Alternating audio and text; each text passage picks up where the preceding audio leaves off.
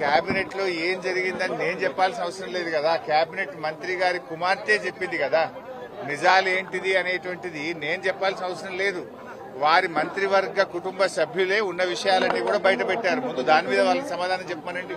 Gun ఎవరు తెచ్చారో సమాధానం చెప్పమనండి.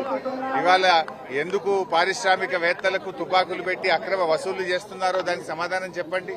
ఎండోమెంట్ ల్యాండ్ విషయంలో ఆవిడ చేసిన ఆరోపణల మీద ఒక సిట్ వేయండి, లేదా ఒక జ్యుడిషియల్ ఎంక్వైరీ కమిషన్ వేసి మా న్యాయం మీద వాస్తవాలు బయటకు తెచ్చే ప్రయత్నం చేయండి.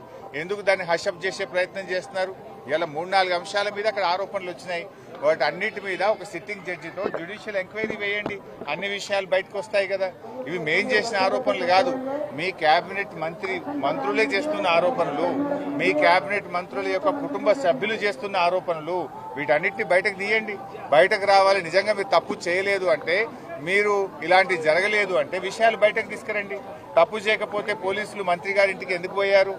తప్పు చేయకపోతే మంత్రి గారి కుమార్తె ముఖ్యమంత్రి సన్నిహితులే సెటిల్మెంట్ చేశారని చేసే ఆరోపణ మీద ప్రభుత్వం ఎందుకు సమాధానం చెప్తలేదు?